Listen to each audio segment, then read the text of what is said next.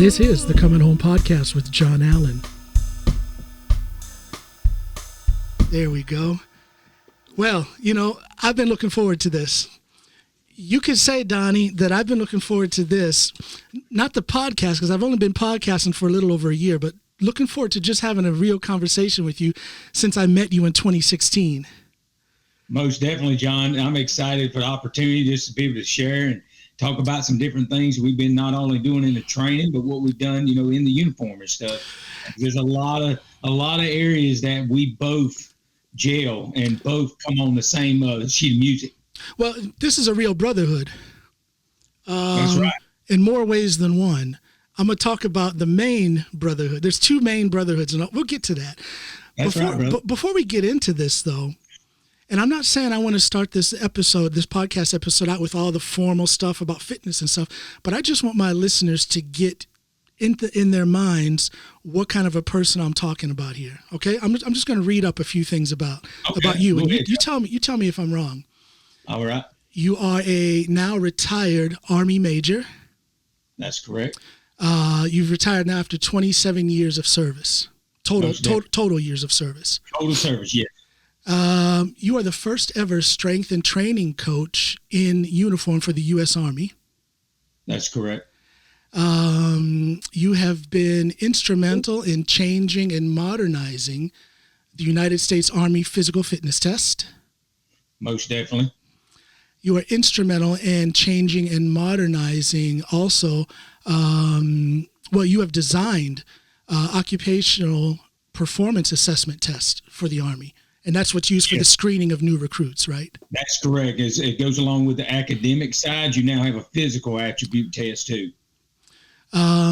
You designed the Tactical Athlete Performance Center. You're the brains behind that. That's correct. I did two of them before I retired. And you rewrote the Master Fitness Trainer curriculum for the U.S. Army. That's correct. I've been very busy. I've been very busy the last 8 years, but I look forward to sharing some of those challenges. You have to deal with when you're changing a culture that's been consistently the same for 250 plus years almost. And that is truly groundbreaking. We're going to get down into the meat and potatoes, the details of the kind of work you did. You have basically modernized the fitness standards for the United States Army. And what I think is interesting is that's bleeding over into the other armed services as well, the Air Force, the Marines, right? Most definitely. They're jumping on board, and it's rightfully so. We should have done this a long time ago, but it's just unfortunate. We didn't have a catalyst, or the command didn't think they needed that tool or that advisor on their team to really allow their soldiers to truly be combat ready. Right. And then when they started to get maybe starting to realize themselves that some changes needed to be made, well, we know that the United States Armed Forces are real. They're stubborn. they're not too. They're stubborn, and they bled up on me too, because I'm probably a pretty stubborn guy. Well, now we said this, you've had 27 years of total service. Now, most of your years was with the U.S. Army, correct? But you started in the U.S. Marines. That is correct. I started out as a devil dog, and it definitely set the tone for me. It gave me a high standard, a high discipline. It gave me a esprit de corps. It gave me a good understanding of the history, what the Marines been through, and they really make you earn that title. I can tell you, I went through a lot of schools over my time, and every school I went to, the biggest thing I said was I went through the hardest school first. Yeah. So all these other schools to me was not near as challenging. And if there's one thing about you that I'm disappointed in, is that your majority of your service was not with the U.S. Marines. Shame on you, Donnie.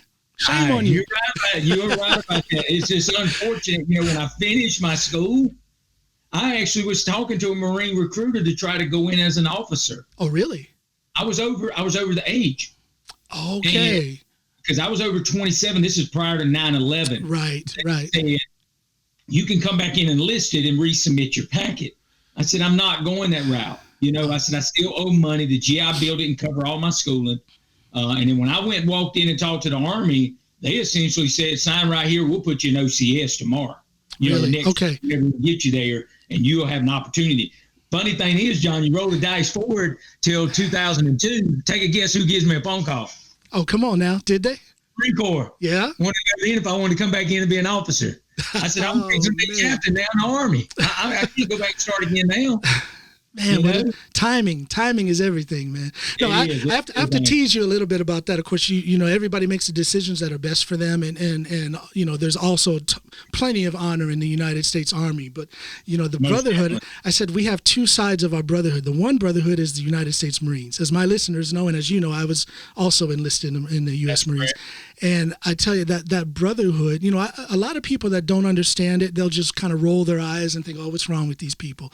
But that brotherhood, and let's say sisterhood as well, in the United States Marines is real, and it's lifelong. And the lessons we learn, you know, forget about being deployed or out in the field. It starts at boot camp. That's right. where that brotherhood starts. That's where the discipline starts. That's where I tell people I was 21 when I went in, and I didn't grow up until I was finished with boot camp. That's when I was an adult. Yeah. I tell people that. No, that's very good. You went in a couple years after me because I was 18. Okay. And I turned 19. I turned 19 right at the end of boot camp Right. before I graduated. And I did. I grew up a lot. Yes. Grew up a lot. I really felt like I was a different person, no doubt, when I came back. Now, I was already a pretty self-disciplined guy, but not on the academic side. I was one of those kids sitting in the back row, cut up, go with the flow. I changed automatically, went to the front row and, you know, started paying attention, started getting some college classes and started working towards that. And I just had a different mindset, you know, from where I was prior to that. Well, that's what it's all about is mindset. You know, I was I don't want to say I was an immature 21, but I was, you know, I had quit college. I had a football scholarship, went to play football at Ohio University and ended up quitting that. Trouble at home. Parents were going through a divorce and stuff. And, you know, my 21-year-old mind thought I could make a difference. And I didn't make a difference. They ended up getting divorced anyway. And I was at a point in my life where I just didn't know what I wanted to do. Just didn't know. I mean, I was pretty out of it. And stepping into that contract with the United States Marines changed my life. I wouldn't be the person I am today if it wasn't for that. Most definitely. Long story short, I tell you, I was actually talking to Air Force. Really? High school. Okay. My dad was Air Force. He spent 6 years in the Air Force, active duty. He was really pushing me to go towards that side. I mean, I had already taken a couple of years of electronics. I liked the technical side. And I actually went to the recruiting office with the Air Force, went down to the MEP station. And this is how God's always got a plan. I show up to the MEP station, and you know what happened, lo and behold, John? The computers are down. I can't select my job. I've already done my medical part. Okay. I'm sitting in there waiting to fill out like my jobs, and they're telling me to come back next week. Wow. Well, I'm going to tell you, I was one of those guys that when I set my mind to do something, you're in. Yeah. I'm ready to go. I'm not going to sit here and work at a plant no more and just keep going through the motion. No. So I walked right across the hall in the MEP station to the Marine recruiting office. Wow. And I said, here's my stuff. Can I get in the Marines? And that's how it started. They essentially started going through all of it. And that day I signed the paperwork with the Marine Corps. And you know who was all mad? The Air Force. They was all mad at me because they just spent about 2 weeks or 3 weeks to send me down there and get all that set up. And I come back with a Marine sticker instead of aim high, you know. Hey man, if you're slow on the draw, you're gonna miss out, you know. That's right. I'm ready to go. This is prime time. You better get me right now while it's hot. It's just like a used car salesman, you know. You walk into a dealer and you're just looking around, and then all of a sudden you're buying something. That's right. Because you come in there with that mindset, you was like, I'm wanting to get something anyway, and that dealer knows that. That recruiter knew that, and it was the best decision I made, not only for myself that day, but when I roll the dice forward and I'm in the middle of a combat zone, you know, and I'm with the Rangers. I look back at that, you know, foundation that was established, that set the conditions for me to look at things at a different set of lens, to have more attention to detail and to hold people to a higher standard. Right. And I would imagine that your discipline, your focus, your way of conducting yourself, because again, you were a combat you had troops under you in combat. And I would imagine that all those qualities that I just named about you bled down into those that were under your command, and was probably instrumental in you not having lost a man under your command during combat. Most definitely. I mean, you probably can go back and allude to your dialogue with Rick Donette. Shout out to Rick.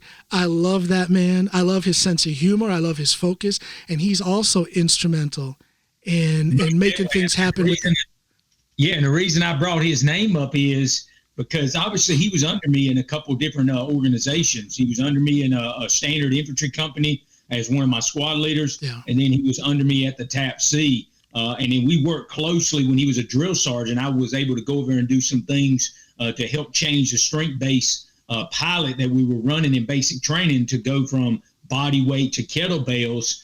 He was very instrumental with that. And the funny thing I say about that is we butted heads. Oh, really? Because in certain ways, because I was pretty tough. I'm not going to lie to you. I'm a great guy to most people, but when you work with me in uniform and it's talking about the mission and we're talking about lives. We're talking about lives. Yeah. I'm a very direct guy. It's just like when I took command of that company, and you can ask Rick and he would tell you, I took the whole company and lined them up and said, we're going on a run. You have to stay with me. We ran 5 miles day one on my first takeover. I had 8 people in the company. What was your rank at that time, Captain? I was a captain. Captain, yeah. I was a captain. I had 8 people out of 150 in that unit that made the 5-mile run with me, and Donette was one of them. Oh, man. Okay? Yeah. I had numerous officers. I had numerous other soldiers that didn't even make it. And they're supposed to be leaders, Well, I mean, you have to command that respect. If you're going to command the troops, you have to command the respect, and the only way you command the respect is by standing in front. Most of my time in the U.S. Marines was, I had a strange duty. You could say I was the shadow for the battalion commander. His name was John Mackey, and at that time he was 52 years old, so he was salty. Yeah. Former recon Marine. So and everywhere he went, I went. And that kind of leadership that he had for me as his driver, his shadow, his guy, as he used to call me, you're my guy, Corporal Reese. That set the standard for leadership. And it sounds like you fall right in line with the kind of things that he taught me about how if you're going to lead, you've got to lead from the front. If you're going to lead, you've got to be the best at what you're trying to teach them to be. You have to be the best. If you're not, you need to reevaluate yourself as a leader. So it sounds like, and Rick told me this stuff too, that you had all that stuff in place. There was no choice but to respect your command because you were in the front. You led from the front. Yeah, I definitely never asked anything of my men that I would never do. No. So you would always catch me out there, whether we were, in the woods conducting an L ambush, whether we were on a range, firing a Bradley, it was just always there with the men. I was one of those guys. I showed up. I didn't really know nothing about a Bradley, and I was a commander. So first thing I did was I went to my Mike Gulf, and that's the guy that's kind of in charge of all the big guns in the company. And I said, who's your best gunner? And they named who it was. And I went to the motor pool, and I went in there and I took my blouse off, and I said, I want to know everything about this gun. I said, I am your young private right now. Oh, you teach me about this gun, because at the end of the day, this is one of the biggest weapons and casualty producing items inside my formation. If I don't understand its capabilities and how it is employed, I am never going to be effective as a commander. You touch on something here kind of peripherally, but I want to put a little focus on it. The issue of being humble, the issue of humility, because it takes a certain amount of humility for a leader, a captain, to kind of take his captain's insignia off and humble himself in front of one of his troops and say, hey, I need to learn from you. Mm-hmm. Now, you and I both know, me from the Marines, you from the Marines and Army, we know that not all officers, not all leaders, not even all NCOs are willing to do that. They're not willing to humble themselves. Where does that humility come from for you?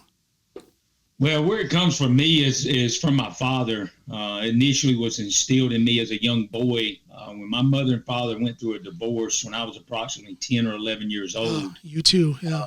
It was a really tough situation, but, my father essentially took the reins and he was working 2 jobs, third shift and first shift. Okay, he would sleep on second shift most of the time. He would nap during that time period while we were coming home from school to kind of help keep things flowing. And he was willing to sacrifice like that for over 2 years straight for our family. And again, as a 10 or 11-year-old at the time, I thought my dad didn't love me. I thought he was not there as much as he should have been. So when I go back and roll the dice forward, when I'm looking at it as a young man, I start to go, wow, my dad was special. There's not a lot of men that would have done that. You know, they would have made excuses, or they would have leaned on somebody else to put the strain on them. But that is where that humility was. It started to be instilled in me between my granddaddy and my father, just with their setting example in a lot of things that they did. I didn't agree with all of them as a kid. No. Well, we don't understand everything when we're at that age, but the lesson is learned over time as we get older and we mature. Most definitely. So I would say that's where it was really instilled in me. And then it really grew a lot more in 99. I got saved.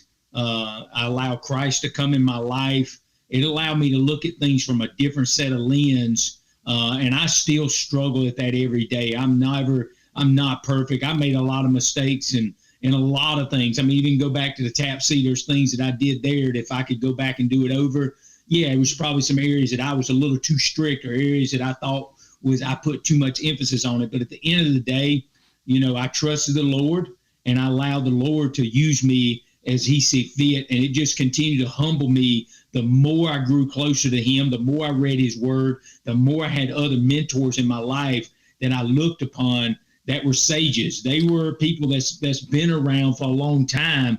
You know, nothing's better when I get around young people to tell them to find somebody in your life that's 20 or 30 or a couple decades older, that has a good walk in their life.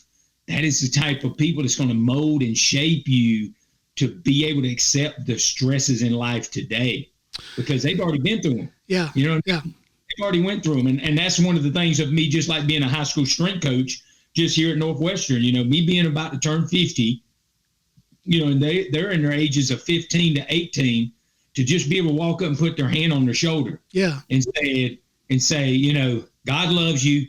And you missed that rep, but you're going to go back and get it on the next one.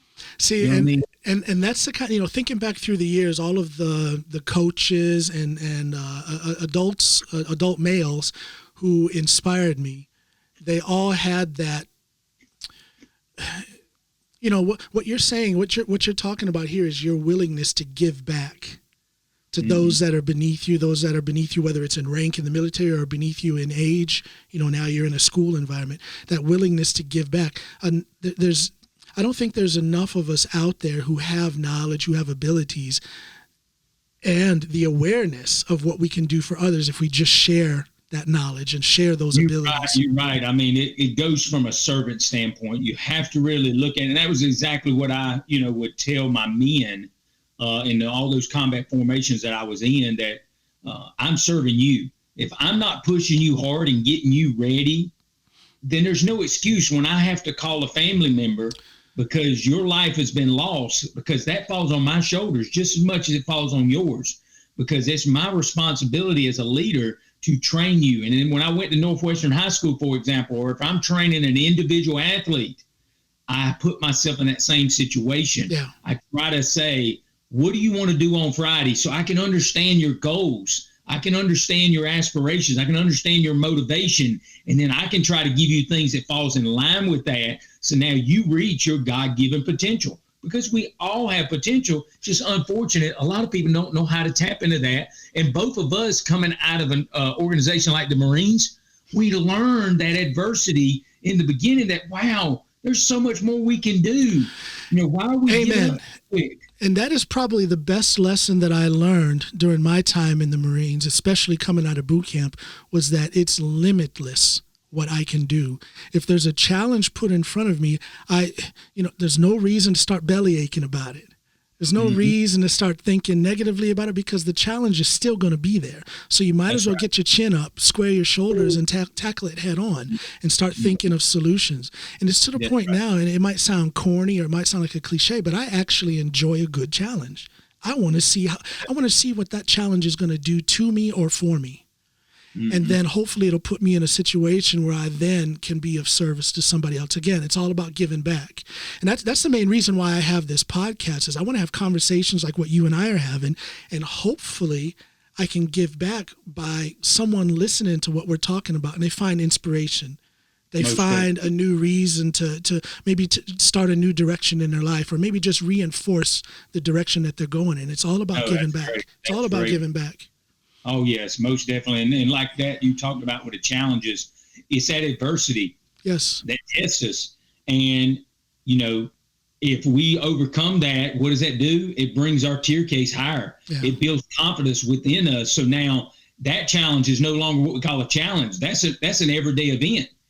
Yeah. Now you get a new challenge. And again, now you're starting to reach higher, which in turn still shows that you're unlimited. You have the potential, as long as your mindset does not prevent you from reaching. Because we all know the body will never shut down if our mind allows it to continue to drive forward. Once the mind goes, you can take the most elite level athlete in the world, and they're never even going to beat an average athlete because of that mind over matter piece. Well, you probably see this as well. One thing I forgot to mention when I was going through your resume, you're also a 2-time IPF powerlifting world champion, right? Twice? That's correct. That's correct. At 15 and 16, I won in Finland, and I won in Texas. Right. I finished bronze in 19 after a deployment. And I just had knee surgery. That's right. So I went into that meet at about 85, 88%. So I come up a little short, but I was very pleased. I still even say it after competing in the bronze there. That was my best meet ever. Okay. Because I didn't do but 31 training sessions, John. From January until June, I did 31 total training sessions. So I had no clue really where I was when I got to the platform. But aren't those the best meets when you get results like that? Yeah. That was the best meet. To know that I was on my third attempt on deadlift, John, and if I pull the third attempt, I win. Yeah. That's how close I still was. Yeah. My best meet was probably, people will be surprised at this. My best meet was in 2019, and this was because my shoulder trouble started right before the North American Championships when I met you in the Virgin Islands. And then it's just been a series of operations since then. And in 2019, it was a regional championship, IPF, here in Norway.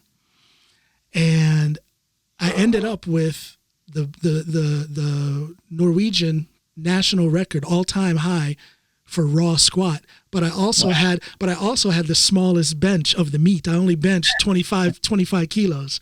That's all right. Nothing wrong with that. And the thing is somebody might look at that total result and, oh my God, he only totaled 400 kilos altogether. But I'm finding the motivation in that performance by getting that squat record in spite of all of the trouble that I was having with my shoulder. And that kind of stuff is what you can do when you have the right mindset. Most definitely.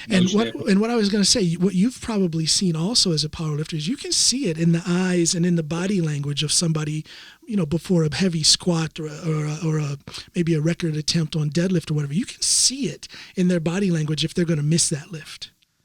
Every time somebody in that situation misses a lift, I can see it in their eyes, that doubt and things like, all the experiences that you've had over 27 years in the military and the experiences that I had in 4 years in the Marines. Those things are what teach us that we can achieve these things no matter what. Very true. Very true, John. Confidence. That's great you shared that, because I even went to the Arnold Classic in 15. That's right. They only invite the top 75 lifters in the United States to go and compete. And I went up there and I was having some shoulder problems. I ended up, tore my supraspinatus and labrum when I was deployed in Afghanistan. I landed on my elbow. Oh, man. My equipment on it coming off a high truck. Landed on that elbow and it drove back on me. So I was kind of still working with that. I was doing some PRP. I ended up doing some stem cell and stuff on it. But I went to the Arnold Classic in all that window, broke the world record in the squat. I remember that. There, and only benched equivalent to 65 kilograms. because I remember Arnold Schwarzenegger was sitting right there on the front row. Yeah. Okay. And then he spoke to me after I, broke the world record on the squat, congratulated me and stuff. And then he asked me what was going on with my bench, because I did have the lightest bench. I looked up. I went from the heaviest guy on the squat. Same here. I didn't hardly get back there, and he's like, "You're coming up." I was like, I don't really need to warm up anyway. I'm just going to go kind of touch and go with it, But yeah, I understand exactly. It's mindset. Yeah, it's mindset. It is. Let me ask you this. I want to go back to something that you touched on. Okay, you didn't lose anybody in combat. That's correct. But I'm sure your every waking moment, you had that shadow hanging over you. What if I lose somebody? How am I going to handle that? Can you talk a little bit about what it's like to have, I'm used to having a lot of responsibility for my family, things I do in my work life, business and all that stuff. But I don't know what I would do with that kind of responsibility. Can you talk about that a little bit? That's a great question, John. One of the big things that, I really tried diligently to do was to have a lot of attention to detail. So I really didn't sleep a lot in certain operations that we were operating in. I would essentially stay up numerous hours beyond probably what I should have done, but it was because I wanted to make sure that I prepared the men as much as possible, especially in my mission analysis. I might get some intel, and we might have 48, maybe 72 hours before we've got to hit a target. And, I give all that information within the first 4 hours to my subordinate leaders. I give them different tasks and purposes. And then I'm usually giving myself an 8 to 12 hour window before I pitch like the final order on the really minute detail on how we're going to conduct this operation. And I would memorize it.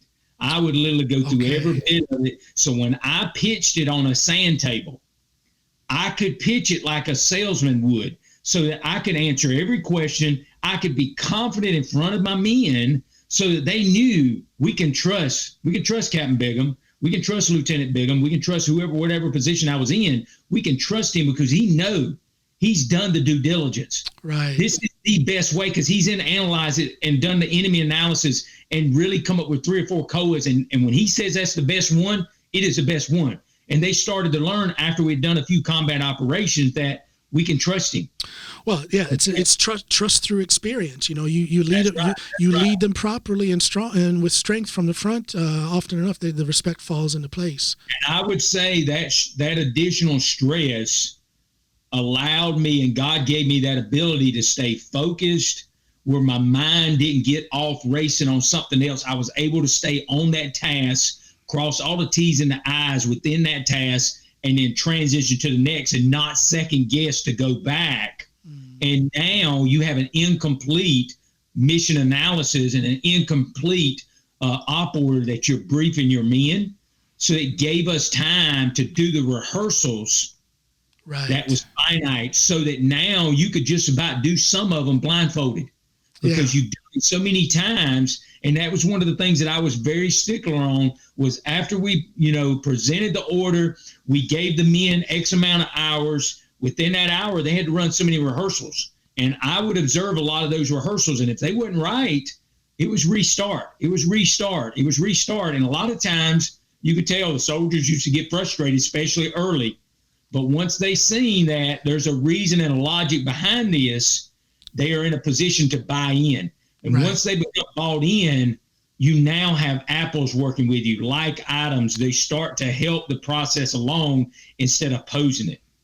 Let me ask you this. Now, how long ago did you retire? Because your retirement actually kind of snuck up on me. When I contacted you here recently, I thought you were still active duty. So I was surprised to hear you retired. Is it fairly recent? I retired in September. In September of last year. Okay. So it's been a little over 6 months.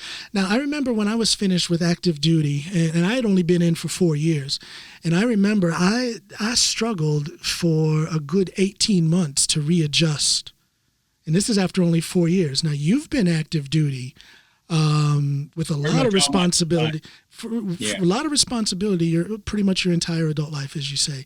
How's it going with the transition from that life to this life. How are you finding? Well, I don't want to say too much. Let me just ask you, how's it going? How are you adjusting? Well, I'll tell you, one of the things I did, John, that I think helped make it a little bit smoother for me on my transition, at least initially, was I took a job as a head strength coach for over 600 athletes at a really large high school here in South Carolina. And I took that job before I even retired. Oh, okay. So you knew what you were going to. Yeah. So I essentially didn't give myself as much time to be idle, as much time to kind of fish around. It was one of those God things when you get a phone call on somebody, you're at the YMCA and you're working out, on a Sunday. Yeah. I got a phone call from an athletic director. So he had contacted somebody else and said, we're looking for a strength coach. Well, that person he talked to, he said, you got living in your area, don't you? And he was like, who? He's like, you got a guy that's changed the whole Army. He's a champion in powerlifting. He's got a master's degree in his field. This is his passion. He's living in Rock Hill. You might want to give him a phone call. Okay. So he called me and said, would you meet me over to school? So I met him over to school. We talked a little bit. The next day, the head football coach called me and we met, and then it was done. Literally that next week, I was writing the programs and in there running the summer program. So that was probably the big thing that helped me initially, was to have a purpose in life and not become complacent and become to the point where I have no purpose. And then the mental stress gets so much on me that puts me in a position, becomes very overwhelming, where you start to not sleep well. You start to be honored around other people that you supposedly love, So that's one key piece that helped me. But let me tell you, it was different. Okay. And when I say different, we all know when you make a transition from, I've been in charge of pretty much since, I would say, 08, 09. Every position I was in, pretty much everywhere I deployed, everywhere I operated. Yeah, everybody's got another level, but almost every cell I operated in, I was in charge of. Whether it was a TAP C, I was a senior guy there. Whether it was the Master Fitness School, I was a senior guy there. Whether it was, deploying in Afghanistan, I was on a small COP with an SF unit. I was a senior guy there. It starts to, you start to look at that, and all of a sudden you show up at a high school and you're no longer in charge, but the kids. A little bit of a can I make a guess into your mind and say that it was probably something of a shock, but at the same time it was probably a relief? You can kind of lower your shoulders a little bit and breathe a little. I call it a double-edged sword. Yeah. So part of the side, it always seemed like it was keeping me on the edge and having to stay on my toes and having to always be ready. Because like my last deployment, I went to Yemen. I had 2 weeks notice. Yeah. 2 weeks, and I had to link up with SEAL Team 3 and 7th Special Forces Group in Yemen. And so, it was very stressful when you get thrown in those type of situations to finally go, Donnie, you don't have to do this anymore. Right. You don't have to, worry about a threat or worry about getting deployed tomorrow. So that was a really good side. It was a really good side to be able to come in initially at work and be able to say, okay, because the only thing I had asked the team, and the leadership was, I just want to be a strength coach. Yeah. Let me own the gym. Let me have the kids. Trust me. Y'all hired me. Trust me that I'm going to have the best interest for those kids. So that's what I say. For the most part, it was very well. But there were some things that I did have to come back. I can imagine. A little time in prayer and a little time seeking some guidance from some mentors in my life, and really know that I got to keep my mouth shut, that this is not my role now. I have to essentially humble myself and go with the flow. I can't try to change. I can't try to. Here we are back to that whole. We're back to that whole issue about humility now. Yep. Let me ask you this: how does a guy like you find mentors? I know you. You're a sweet guy. You're just the kindest, warmest soul of a person out there. But you said it yourself. You're used to being the top dog. And when you're the top dog, how do you find mentors that can actually pull you further? The biggest places I have found mentors, I found a chaplain at most every installation I've served. So they fall in a different lane, and we know that. Yes. They don't typically fall in your normal structure. So I'm going to be heading back down to Fort Benning this Friday. I've got a good friend of mine that's retiring after 25 years as a chaplain. So he was one of my mentors, that was at Fort Benning with me. So every assignment I would go to, that would always be one of them. The second one I would always end up getting would be somebody in my church, whether it ends up being associate pastor, whether it ends up being a Sunday school teacher, whether it ends up being some kind of deacon. And that's what I told you before. I always looked out for somebody that was 20 or 30 years older than me. Yes. That they walk the walk and talk the talk, that could be honest with me, that could tell me, Donnie, no, that's not what you need to do. This is the answer, and could give me that truth because they had just more life experience. It was harder for me to find mentors in my career field that was in the uniform.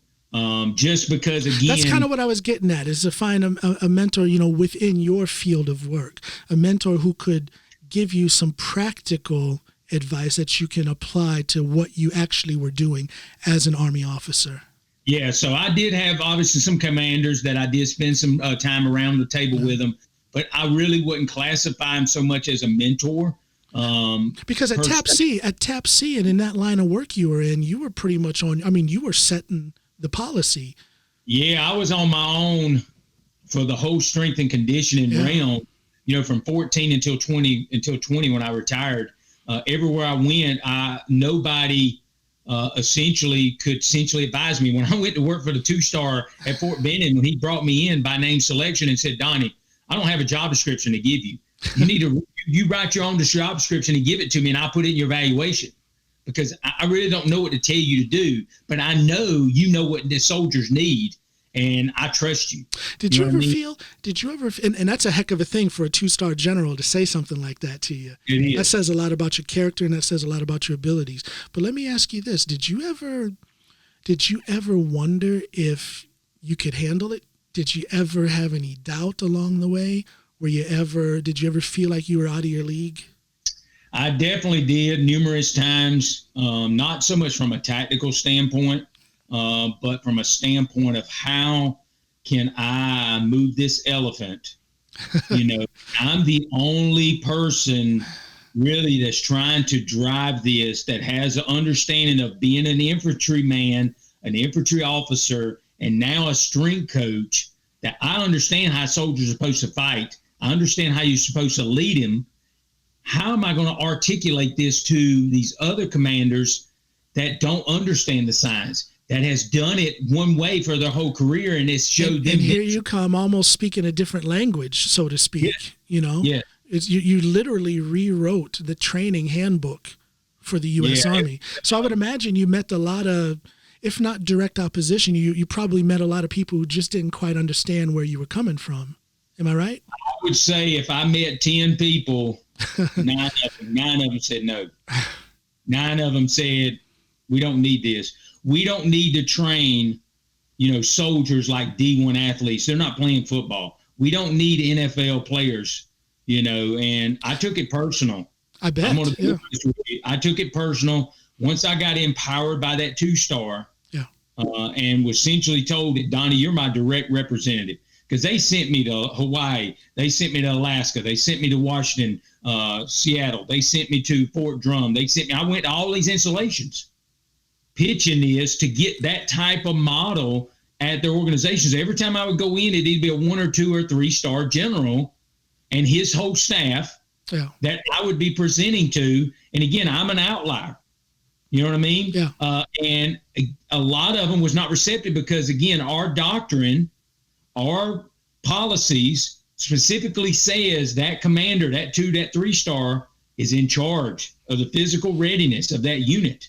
For me to come in and pitch it, it was almost like I was a salesman. Right. So I had to get them to buy in. I had to get them an opportunity for me to come down and let's see how it operates. Let me come in and show you on the ground with application what this looks like. I'm not going to fill you, with what the phosphagen energy system is. I'm not going to fill you what the gracilis muscle does when it's an AB adduction. I'm going to fill you with when you conduct a mount operation and you're stacked outside of the room and the second man comes up and breaches the door and you go in and clear that room. I want you to understand how this transitions to an exercise set that allows you to get better at that. So now your heart rate can be slower when you conduct that, which allows you to think clearer to make the right decision whether I'm supposed to shoot this person or not.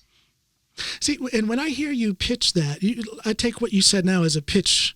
If I were a general, let's say as a 2-star general, and I heard that, well, I guess I'm coming from a different place because I understand what it means to be more tactical with my physicality. You know, we're both powerlifters and things like that. But I would imagine that, you know, when they know that the system that the Army has been there for 40, 50 years when it comes to physical training, yes, that maybe it was time to change it. Yeah. Yeah. Yeah. I mean, the PT test was there since 1980 1980. You know, yeah. It started in 1980. It come out of Carter's administration from 78. That's when it was established. And if everybody knows anything about that era, that's when we transitioned out of the draft. So we were an all-volunteer force. With an all-volunteer force, you know, they essentially wanted everybody to look good in uniform. Yeah. They was tired of seeing people overweight and not fit. So that's why they said, let's do something equivalent to a presidential fitness test that they're doing in the PE schools, because they essentially brought that person on a committee. And that's why they come in with a 2-mile run. They come in with the push-ups, the sit-ups, et cetera. But yes, it was very, very challenging, John. And there were so many times that I'm going to be honest, I wanted to just say I'm done with this because, you know, I could have retired in 14. Yeah. I could have just 20 years and got out, you know, and said, this is enough. But when that door opened and God opened that door for me, I knew he was fulfilling a purpose with me, and I trusted him that he's going to allow me to get this accomplished. Because if I try to do it as Donny Bigham, it's never going to happen, because that's what I tell everybody. When I go and give a testimony about different things about being a strength coach, I said, do you really think a lonely old guy from Clinton, South Carolina, that's 5'6", that weighed 165 pounds before he ever really touched any major iron, and I still only got to 185, so you're still not talking about a big guy. But you think that a guy like that was a former Marine, spent some time in the Guard, and then made his career in the Army is going to be able to fall in that position and just take over and run this? Yeah. I said, if you think you can do that as an individual, you don't know how good God is. You don't have a clue. You know, I said at the beginning that we have 2 forms of brotherhood. One, U.S. Marines. The other, spirituality. I remember, if we go back to when we finally met face to face, I think we had like a month or 2 of chatting a little bit on Instagram, and then we met at the Virgin Islands for the North American Championships. And I think already in that first conversation, maybe even in the first sentence that you spoke, you were using terms like God willing. You were using words like blessed. And I'm like, this guy, I like this guy. You know, you know, so we have that brotherhood as U.S. Marines, and we have that brotherhood in our spirituality. Most definitely, bro. Yeah. It is. It's a brotherhood, and it allows you to really, truly understand what is most important in your life, and it comes from your heart. You know, it's just unfortunate. A lot of people don't really understand. They keep their heart locked up. It's barricaded. It's got a key on it. It's like, who do you give the key to?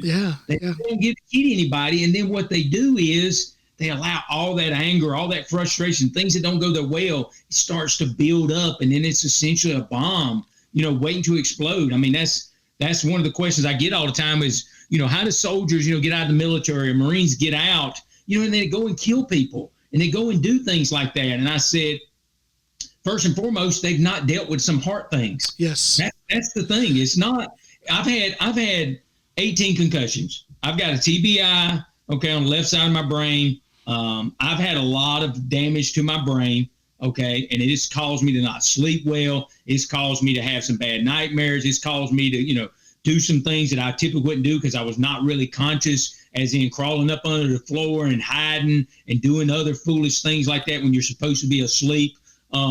But Donny, let me stop you for a second. Don't say foolish. Don't say that, because it's not foolish. It's you know, that's trauma that you've experienced, you know, and I have my own forms of that I struggle with as well. And I also had to learn to not call it foolish or weakness or being stupid. It's trauma that it's actually, we should consider ourselves blessed. Mm-hmm. That we haven't completely folded under from that type of trauma. So I love you too much. I love you too much to let you say that anything you do is foolish. Thank so I got so you, brother. I got you. You're right.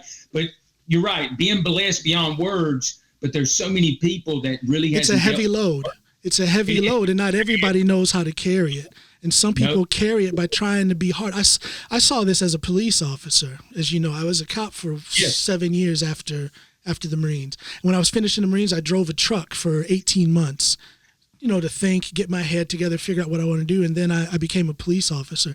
And I saw so many times and we see it today in the news. I think a lot of the issues that are out there, the negative issues that are out there among police officers, it comes from them holding too much in. They try to man up, and you got to man up. You got to toughen up, but you also need to talk. You also need to unload, deload, if you will, if we can use a powerlifting term. And I think the testament is here you are, and you're functioning, and you're furthering your strength career, if you will. And the fact that you're able to do that says a lot. It's a testament to how you've dealt with these things. You have moments of whatever, with I don't know, flashbacks or PTSD and whatnot, but you're handling it obviously because you're functional. So that's a testament to your strength, right? It is. And I can tell you, it took me a lot of time and due diligence to find the right counselor, that was that's important. That was in line with what I needed, and versus not just having an agenda and trying to hurry up and get you out so we can get the next block, and you treat it like an assembly line. I went through that for about 4 years before God laid upon my heart the right person, and I spent about 2.5 years with that one person. So you found the one that you could relate to, the one that understood. That's where and it made the most impact of dealing with the trauma in my life, so that I could be, not only a better coach, but be a better father and a better husband, which in turn is going to allow my family to prosper and not handcuff them. There you go. Restrictions, you know what I mean? You're doing what you have to do to be in the best possible position of strength to be a leader for your family and be the man that you need to be for your family. Mm-hmm. And again, it says a lot about your strength that you're actually doing something about that, because not everybody does. I've seen so many police officers with issues and they choose not to deal with it, and all it does is end up in chaos and in pain, sometimes death. They take their own lives, and it's all because they don't even attempt to deal with it. There was no such thing as counselors among the people I worked with back in my day. There was no counseling. People just didn't do that. So it's a testament to your strength that you do. It's a testament to your strength and your humility, again, your humbleness that you talk about this, because not a lot of people are willing to talk to it. A lot of people's not. But at the end of the day, it's just like you talked about loosely earlier, is you have to open that mold up. Yeah. You have to come out of that shell, and you have to allow yourself to be transparent as often as you can. If you can do that more often, it does not become something that's a barrier no more in your life. It can become something that's positive. It can be something to encourage somebody else to maybe get some help for them.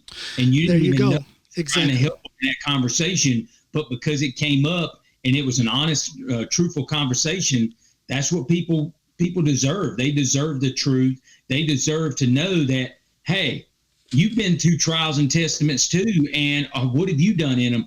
Again, a lot of people, like you said, is going to kind of be close hold, and they're going to essentially say, I didn't do anything, or I took these drugs, or I did that, and I'm still dealing with it. I'm good.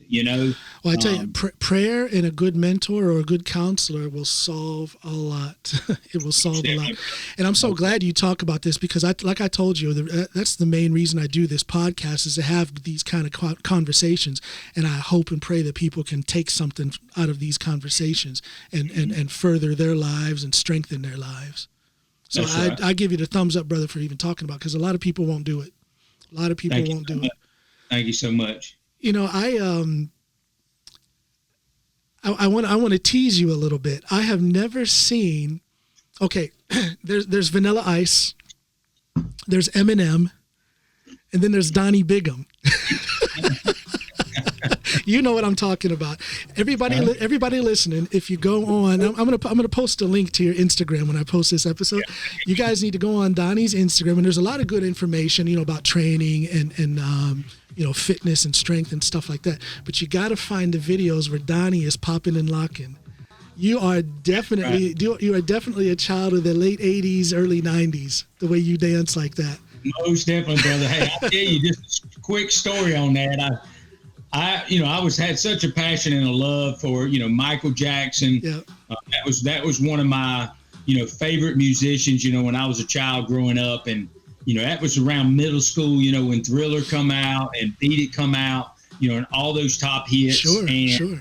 Obviously that was the standard back then. I was a little old country boy, white boy, from South Carolina. And I love it. I can tell you, I used to sit in my bedroom, I was in middle school, and I'd practice all those things in the mirror. Did you? I'd watch those breakdancing movies, and I'd on the VHS or a Beta or whatever, and I'd rewind that thing, and I'd try to get a couple of moves out of it. I'd keep practicing. Well, lo and behold, John, I got pretty good at it, in the PE classroom, kind of doing it with some of the guys in the locker room. Before you know it, another Hawaiian kid asked me that didn't really know me. I played baseball. He had played football at that time, but asked me, said, hey, let's go and practice dancing together. He was really good on the floor with all the spins. So we both joined up. We practiced a couple months, and then we entered the middle school breakdancing contest. Me and him, it was a Samoan and a white boy, That's a heck of a crew, man. That's a heck of a crew. We took the trophy, man. Oh, man. I was riding on cloud nine. I was like, I just think when I was the tick master, he was a floor machine. He could just sweep up the floor, and I could sit up there and do all the ticking and pop it and lock it. Well, the thing is, you can see guys our age try to do the ticking and the popping and locking, and you can look at them and be like, okay, well they're a fan, they're an aficionado of it. But when you do it, I'm like, he knows what he's doing. He's not playing. Donnie knows what he's doing. So when you tell me now that you actually were winning contests and you were actually practicing it shows right. To this day. Yeah. So I definitely still have a love for music. That's still one of my greatest passions. Is it really? Is to be able to dance. Yeah. I love going to weddings. I'm not a big bar guy. I don't really like that scene, but anywhere I can go and get an opportunity to dance. Now, my wife, she has to always keep me in rein. So she'll always say, ain't going to go no fast beats when I'm on the floor. No. You just stay with the slow beats and you keep me going and we're good. If it pops into an individual thing, you have your little fun, but don't put me out there while I'm out there and get caught up in that. So she's with you.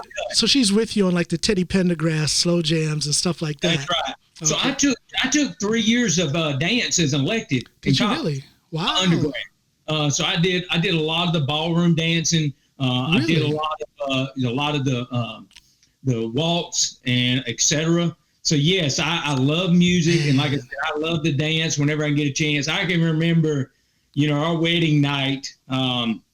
We had just got done cutting the cake, and the greatest thing is she let me pick all the music. For the music afterwards. So because she's like, I know Donnie loves to dance, and I don't want to put just a bunch of slow songs on there. No.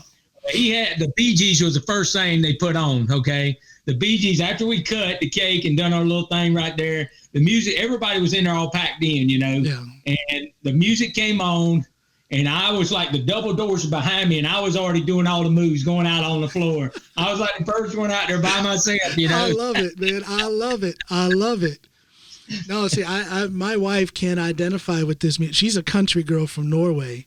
So I try to talk with her about the old school jams and all that kind of stuff, and she just kind of rolls her eyes and she's just not with it. So I'm kind of alone here when it comes to that stuff, man. Oh, I understand. I'm still kind of an outcast even now. Even when I get around a bunch of the young people, but the young people do like it. Yeah. And they can, especially just at Northwestern. Okay, I played all the music for the kids. A lot of times I let them choose music. Obviously, it had to be clean. If it wasn't clean, we wasn't gonna play it. Yeah. But if we got on some 80s on there, every now and then some 80s thrown on there. You're the DJ. I'd be spotting somebody and I'd do a little thing or roll my stomach a little bit, and they would just all start going crazy. Oh, Coach, you can't do all that. And these guys would just start going crazy and having a good old time, Where did you grow up in South Carolina? Where did you go to school? So I went to Clinton High School, which is in Lawrence County. It's got a small college by the name of Presbyterian College that's in that little town. What's the biggest city? What's the biggest city? I'm fairly familiar with South Carolina. I did a lot of driving through there when I was a trucker. To me, it was Greenville. Okay. Yeah, so Greenville was the closest, biggest, and then Columbia would be the next. Okay. Yeah, Columbia is about an hour away from us, and Greenville is about 30, 35 minutes away. I was in both cities a lot. There's a lot of paper mills and stuff. I was running a lot of paper products through there. Oh, yeah. Well, we had a lot of cotton mills in our area when I grew up. But yeah, there is still some paper mills. Like here, even in Rock Hill, they got a paper company just right down the road. What was it like for you coming from? Now, is this a rural area in outside of these cities that you came from, or was it more of a regular city town atmosphere? Was it rural? So, like when I was in Clinton, it was a farm area. Okay. Very rural. So, no city there. So, what was it like coming from that and then stepping into the U.S. Marines, stepping into boot camp there? Because I can tell you, for me, where I came from in a rural kind of sheltered place in Ohio. Well, I went to college before the Marines, but both experiences were kind of a shock to me because these rural areas, you can't really compare. I mean, that's not life really. It's what it is for that area. So what was it like for you to then start meeting all kind of different people? Yeah, it was a little different for me. I wouldn't say it would classify as a shock because my dad was an air traffic controller for the FAA. And we moved, like my fifth grade, I moved 3 times. I lived in Memphis, I lived in Memphis, I lived in Louisville, and I lived so I really did not. I was born in Clinton. I didn't come back there until about middle school. Okay. So from about a 5-year-old up till about 11 or 12, I essentially lived in Oklahoma, Mississippi, Memphis, Tennessee, Louisville, Atlanta, Georgia. I lived in a lot of pretty big cities. Yeah, and all that moving will get you used to adapting to changes. But it was really easy for me from that standpoint, to be honest, going into the military, because I felt like every year I was learning, trying to figure out who I was with the group of people I was around in the 4th grade. Right, you know what I mean? Right. I didn't already know nobody knew me. So I had to always try to figure out how to make my own friends and stuff like that when I was young. Okay, yeah. No, I can remember thinking back to boot camp, and I remember we had a kid who, I don't know his whole story, but he had come there from Puerto Rico, and this kid couldn't even speak English. I think he was barely 18. And I can remember, of course, everybody's kind of occupied with their own adjustments during boot camp. But I remember keeping my eye on this kid and just watching his struggle and his transformation and things like that. So. Oh, that had to have been real, especially with the language barrier. Yeah. That's. I remember I had a test to I've served in over 27 different countries, and most of those I was in a leadership. So I had an interpreter, usually most of the time, always with me. So it made it a little bit easier for me, but it was always still a struggle. Yeah. You know what I mean? To really kind of have to pause on every conversation. Yeah. Make your statement and then wait for that translation. So period. You don't speak any other languages? Not fluently. Now I've got loose language of a lot of different countries, whether it was in Bosnia, whether it was in Afghanistan, whether it was in Iraq, etc. But when I say loose, I'm talking about simple things like hellos, good afternoon, naming myself, like Dobro Dan po to the Charlie Bigham. That's in Bosnia. So I'm essentially telling you, sir, Croatian is. Good morning. My name's Lieutenant Bigham. How are you today? Now, I have some Bosnian friends. I'm gonna check you up on that now. Yeah, so little things like that I can still speak in certain areas, and I would say I was probably a little bit more diverse when I was inside the country, but never was fluent in any one of those languages. I should teach you Norwegian, man. Get you over here and. That's right. I tell you, Norwegian. They'd love to have old Southern boy come in there and put that twang on it, because it was funny. My interpreters always would tease me, and they'd say, "We love to hear you say the different languages." They said, "It's very unique." It's like we don't hear people say it like that all the time. I tell you, Norwegian is a beautiful language. I'm so proud that I can speak it. It's like music to my ears. It's a real musical language, up and down, kind of sing-song type of thing. I love it, man. Awesome. 20 years, man. I've been here almost 20 years in Norway. Wow. Does it seem like you've been there that long? Yes and no. How do I say this? I love it here. I love it a lot. I've had a lot of success. My family is doing well. My wife and our two kids. It's been exciting. It's still exciting, but I'm terribly homesick. I think I told you this when we were on the phone before. I'm looking forward just to talking to not just another American, but another military man and another powerlifter. You know, I find it difficult sometimes to identify over here. Yeah, because it's not home. Say how often do you get back to United States? Not often enough. I can count on one hand how many times we've been back home in these 20 years. So it's not even close to being enough. My last time was April of 2019. April of 2019. Okay. But I just went back by myself. My wife couldn't get off work, and it was in the middle of the school year for our kids. Yeah.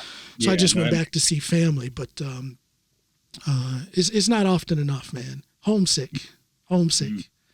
I can understand, and but at the same time, it's wonderful here. It's exciting. There's always something new to learn. I have my network of friends and people I work with music and all the little things that I do. So but I still feel like I'm a visitor, if you know what I mean. Yeah. Well, I was offered some opportunities, to kind of go to the collegiate or professional arena. Yeah. As a strength coach after I retired, and that was one of the main reasons why I came back to Rock Hills. I wanted some roots. I wanted to be here with my family because really my last 4 years in the military, I commuted. Yeah. My wife and family stayed here in South Carolina, and I drove typically 2 times a month, 12 hours round trip in a weekend to come home and spend just a little bit of time with the family. So, when those opportunities opened up on the table, I said, I'm not even going to apply. I'm not even going to, put my name in the hat, because if they offer me the job, I'm not going to separate from my family again. Along those lines, I was thinking earlier, you must have the world's best wife. Well, the second best wife. I got the best wife. You must have the second best wife. You must have the second best wife in the world. Thinking about the stress that it puts on the family with you having the type of career that you've had for all these years. She's taught me a lot about humility. Her passion is she does physical therapy for special needs children. Okay.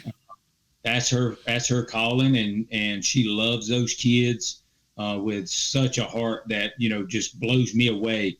When I get an opportunity to go with her, to maybe work at a pool with a Down syndrome child, and she's been working with that child for 3 or 4 years already.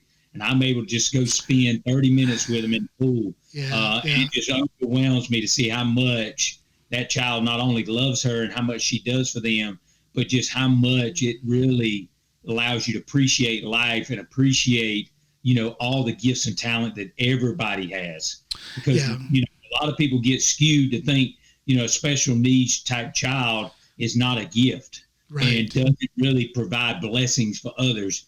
But it's such a blessing when you get around one of those children and how they just go about life with no stress and how they just love unconditionally exactly how you are. They don't put on a face. It's 100% pure. There's no BS in it. It's 100% pure. Mm-hmm. Well, I can tell you love your queen. And I got mine too. I tease my wife relentlessly. I don't know if you knew this, but I also do a little stand-up comedy. I haven't done much of that this past year, but I do stand-up comedy over here too. And I try a lot of my material out on my wife. Oh. And if I can make her smile, because she's you got it. I know I got it. And I tease her a lot. And in that teasing, I'm also testing out material. So she comes up, I mention her a lot in my stand-up. So the very fact that she hasn't stuck me with a knife yet says a lot about how good our relationship must be, because I'm terrible to her. I'm just terrible. That is awesome. That is awesome. She's got that warm-heartedness that you're talking about with your wife. My wife is in the medical field. She's a psychiatric nurse. Okay. And I couldn't do that job. Mm-hmm. The responsibility for the treatment of another person's psychological health. That's a huge responsibility. Mm-hmm. And it's a heavy burden. It is a heavy burden. And your wife has taken on a heavy burden, physical therapy for special needs kids. That's it's important work. Aren't the women always better than we are? They are.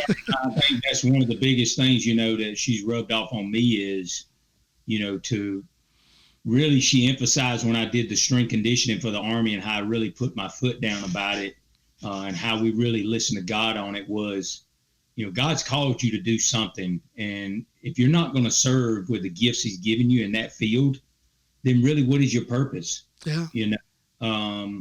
So that's exactly why she's always been at peace, because she knows that's exactly where she's supposed to be. And she gets so excited. It's like, I'm not even going to work, It's just like every job. You're going to always have something that, like she's not a big fan of doing all the paperwork, and you have to get the paperwork. That's just part of the medical community. But it makes so much of that time she gets to spend with those children. It just makes it worth the while to spend that little time. And that's the same thing why, people say, well, why are you going to go be a strength coach? You ain't even retired. Because I love kids. I love opportunity to coach. And it was like, I was not really working, to be around those kids all day.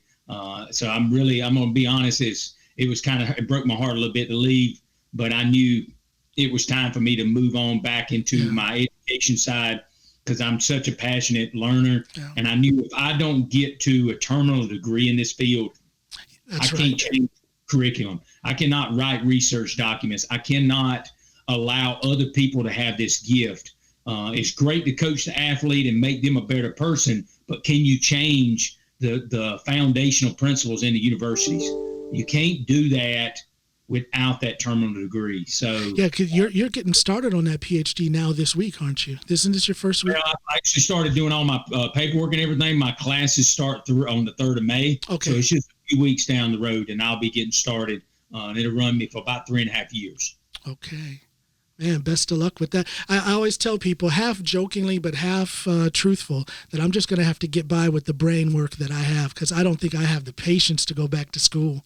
I'm just going to have to get by with the smarts that I have. That's a heck of a thing to take on, especially at our age. I mean, we just have a different brain, and I'm not saying we can't absorb new information. Of course we can. But it seems like it's harder to do that school thing, that formal school thing. The older I get, the further away it seems that. The only reason I think it's going to be easier for me is I'm so passionate about changing some of the curriculum. Yeah. And I'm looking at that long-term goal, and I'm not going to allow myself to get too wrapped around the short-term goal. I want to learn as much as I can and allow myself to impact that arena as much as I can during that time period with the university. But once that's complete, I have some bigger objectives. Not only I want to change with the tactical arena, but I really want to help universities. Like I went down to Citadel and worked with Dr. Bornstein to help them write the curriculum for their undergrad and master's degree in the tactical strength and conditioning. Man, that's just amazing. The only university right now that offers that. I want to make sure other universities have that capacity. Yes. We need to give those tools to future strength coaches to know how to work with that population, because it's different than just working with D1 athletes or working with professional athletes. It's still all fundamental sound with the science, but there's more of a mental side on that, and there's more of a big gap between an elite level athlete and what you call your average person in a uniform. Yeah. And you got to know how to meet in the middle to be able to still target both audience within that formation. And when you think about how it can actually save lives on the battlefield, this is some serious, important work that you're doing. This isn't nothing to screw around with. I mean, the stuff that you've done, man, it really is incredible. I mean, I just have to say hats off to you again, because it's such important work. I mean, it can dictate how effective our defense forces are in the future. I mean, it really is. We haven't really talked too much about the details on it, but it really is a radical change. The type of physical fitness that you have taught at TAPC and other places, it's a radical change from what the Army had been doing for decades before. Yes, it is. When you actually start to look at the 5 fitness components and really now try to be holistic and capture all those, and then also have a sports psychologist to be with the squad, on a lane that's conducting what we call sport specificity for that particular combat battle drill, or that warrior task and battle drill, to be able to be right there with them, to challenge them mentally when they're physically near their peak, because that's going to be very close to what they're going to experience in combat. Right. Obviously, we're not going to shoot at them, but we're going to give them things. You're going to push them. We're going to push them hard, but then we're going to make the brain go, I've got a laser pistol and I'm going to shoot this target. And now I need to know what the square root of 81 is to find that answer on that board to shoot it while my heart rate's up here. Okay. Exactly. That's a different mental capacity in learning how to regulate your breathing coming out of a stressful event to an event that requires you to be finite of engaging a threat that's deathly. It's not that you're just, I'm shooting a BB gun or I'm going to shoot a paintball in a fun game. It's, I could have just killed a child, or I could have just killed my fellow Marine or fellow soldier, or I could have just, had some other fratricide with another adjacent unit, because I was not thinking clearly because my heart rate was up in my chin, and that's some of the things we were able to do across those 5 fitness components to make it as realistic as it can be, and to then develop individualized programs that corrects weaknesses within each soldier. If there's 150 training and that 90-minute time block, when they come through certain periods of it, they're given a card that's individualized to what their attributes are, that says this is a prescription to fix your valgus collapse, your knees going in. This is a prescription because you're not doing a proper hip hinge when you picked up that CASI back, or to doing a prescription of, I need you to do a pallet press exercise that engages your core. That's going to stabilize your platform to shoot from with a pistol or a rifle. See, and here, these things you're mentioning now, these are some elements the new elements of training and fitness that you've brought into the strength and conditioning program for the U.S. Army. Before, it was pretty much, do your sit-ups, your push-ups, pull-ups, and run your 3 miles, or 2 miles? Yeah, 2 miles for the Army, yes. And, of course, it was only 2 miles for the Army. Yeah, three for the Marines. Hey, Hoorah!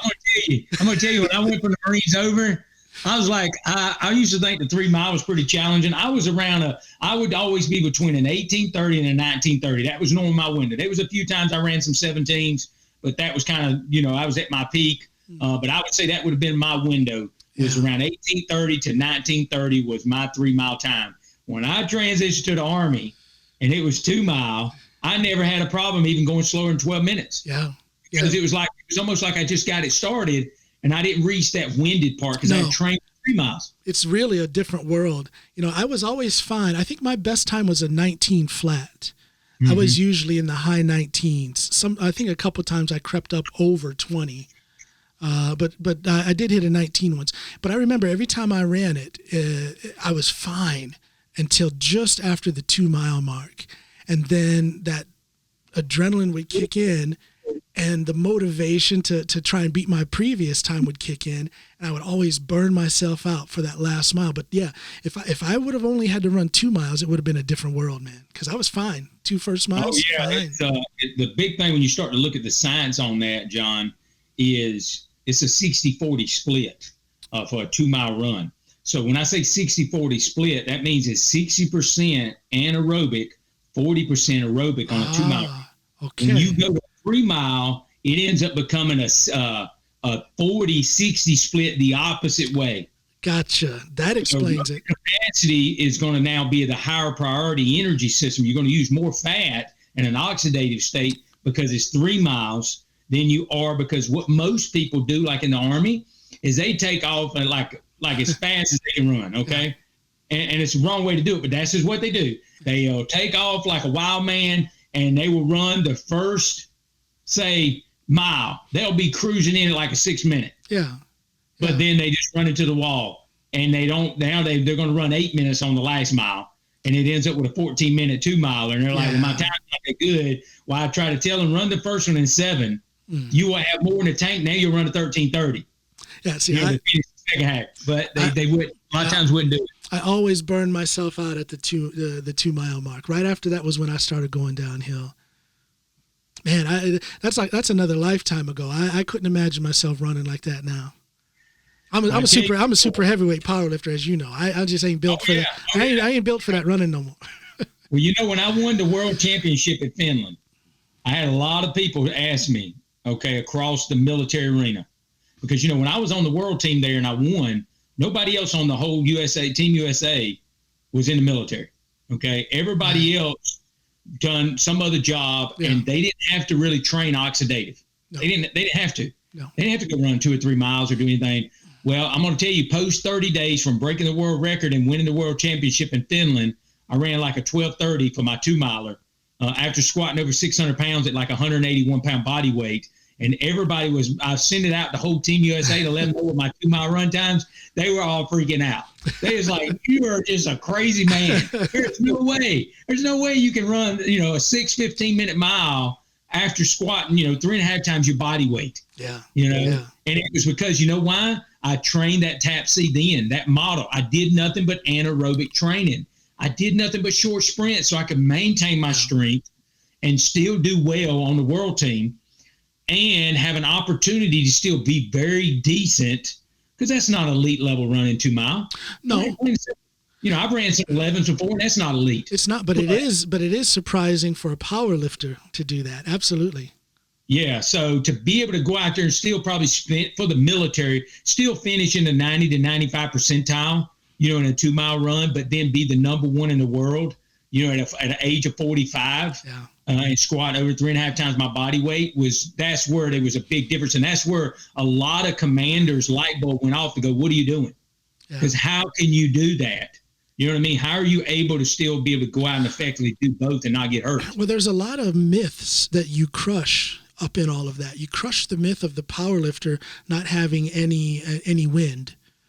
Here you are, you're running your 2 miles with the times that you were doing while you're a champion powerlifter. The other myth that you crush, and I'm so proud that I crushed this one too, when I set the Norwegian raw squat record in 2019, I was 50 years old. Mm-hmm. 50 years old. And here you are, you were in your middle to late 40s as a world champion a couple times over. And it's crushing that myth that when you reach, I don't know, a lot of people say 35, from 35 on, your strength is going to go down. And that's just not true. That's just not true. I mean, I lifted weights from 13 years old until present now. And still my heaviest squat was in my mid 40s. I've never squatted over 600 pounds until that standpoint. I've squatted 500 many times, but I never got to 600 pounds until I was I'm going to squat 800 before I'm done. I'm going to get this shoulder and this neck issue fixed. I'm going to squat 800. I got, there's a lot of reasons why I want to do it. One, I think I can, and I want to do it. I'm going to be 52 here in May. So I'll probably be 53, 54 when I do it. And that's just going to be amazing for me. That'll be a big goal that I've reached. But I also want to do it because Eddie Cohen, I can't remember what we were going back and forth teasing each other about something. Anybody who's listening who doesn't know who Eddie Cohen is, he's one of the greatest, probably the greatest powerlifter ever. Yeah, pound for pound. Yeah. And we were teasing each other back and forth about something. And he said something to the effect of, well, you just need to shut up because you've never squatted 800. And I said, well, okay, I'm gonna have to squat 800 before it's all over, just so I can go back to him and say, now, how you like me now? So that's right. 800, man, that's got to be done. That's got to be done before I'm finished with powerlifting. That'd be great. I would really like to do the 700-pound squat and have a 700-pound deadlift. And I'd like to be able to train for about 2 years without having to run, except whatever I want to do. You know what I mean? Because that's going to make a big difference. That's going to make a big difference. Yeah. I've never been able to train in my whole adult life without having to do an Army PT test or, when I was with spending a good bit of time with the Ranger community doing their 5-miler. Yeah. Which is a different run than running for 2 miles. So it's going to be a totally different training experience. Definitely. It's going to be a different training experience for me when I finally get this shoulder and neck issue in place, because I have never had a powerlifting competition without being injured. Every time I've lifted, I've been injured. So I haven't experienced that thing of having an injury-free training cycle and then get on the platform and perform. So I need that. I need that experience. You need that experience. you need that reassurance to allow you to get more confidence to really exceed your potential. Absolutely. Yeah. It's definitely going to hinder you, when you do take an injury during a military training cycle. It's just going to cause you to modify the program. There's just a lot of things that falls off of that. That definitely doesn't allow you to continue to follow it through tuition. I need to move to South Carolina for a training cycle. Can I live with you for 14 weeks? Yeah, man. You need to come on down. I'm in the process right now. Me and my wife's been praying about it, but we're looking at some different property, and we might end up opening up a performance center. You never know what's in the store. But if it ends up opening it up, I'm going to fit it with my Sornex equipment. That's the only one I use. That's my favorite stuff. They're a family, man. They take care of me. They've been my right-hand man since I started working with them back in 2014. And, that's beautiful. That's beautiful. That's something I would like to be able to do. And our goal is to be able to have a center that's going to be able to target the tactical population. There's no facility. No. There's no facility that somebody can go and train that says, I want to be a Marine, or I want to be a SEAL, or I want to just be an Army airborne soldier. You know what I mean? And they could come there and they could train tactical. And then I also want to have in that same organization inside that performance center is to allow people like Sornex to modify some equipment so now special needs people could come in there and they work alongside the same other athletes and the same tactical people. Man, what a vision that is. In the same venue, so that there's not a curtain, there's not a separator, there's not a barrier. No. We're all athletes and we all have an opportunity to train. That is a beautiful vision. That's a beautiful vision. And you would be so perfect for that. I mean, you at TAP C, there was you guys would have like 600 soldiers a day coming through there, right? Yep. So how to, the logistics of it. To just transfer that to a civilian environment would probably be a lot easier, it's going to be a lot easier. You don't have a government constraint on you and say, you can't do this, you can't hire this person, whatever, Wow, man, but that's a beautiful vision. I'm going to definitely come to South Carolina and visit you if you ever get that up and running. Yeah, so we're praying about it. And like I said, if the door opens, we're going to start to, put some equipment in it and start seeing if we can get after those populations. Yeah.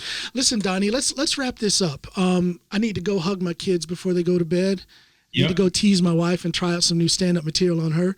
But I we didn't get down into the details. I had so many. I usually don't have a list, but I had a list of questions I was going to ask you here, and I didn't even get to 1/10 of them. So we're going to have to do this again because I wanted to talk about a lot of the details at TAP C and specifics as far as your experiences and your challenges and your successes there. But we're going to get to that the next time because I spent a lot of time just talking about the things we have in common and talking about our friendship, talking about our brotherhood spirituality as Christians, and our brotherhood as powerlifters, and our brotherhood as Marines. And again, just to rehash, I want to thank you for talking about how you fight and are conquering issues with trauma that you have, because a lot of people aren't willing to do that. A lot of people try and fail, and it looks like you're succeeding. You've got your life going the way it should. You're making things happen, and I hope people can get some positivity and get some motivation out of this conversation. I certainly did. Thank you so much, John. It's been a pleasure, not only to speak with you, but hopefully, your audience will get some nuggets out of this. That they will. They can, maybe sit back and say, there's something I've been wanting to do in life, and I've essentially set it aside because of this obstacle or that obstacle, and they can see that they can still surpass that. And that's why I use that analogy, of becoming a strength coach for the Army, to be the first person to ever do it. If somebody would have told me it couldn't be done, I wasn't going to listen to it. You know what I mean? Right. Well, it's all about mindset. And hopefully this conversation that you and I had will change the mindset of somebody out there, or strengthen the mindset of somebody out there. Most definitely, brother. I look forward to the next conversation. We're going to have it soon. I love you to death, man. I call you brother because that's exactly what you are. You're my brother. Thank you so much, brother. You take care, John. I'll talk to you soon. Thank you. Bye-bye. Bye, everybody.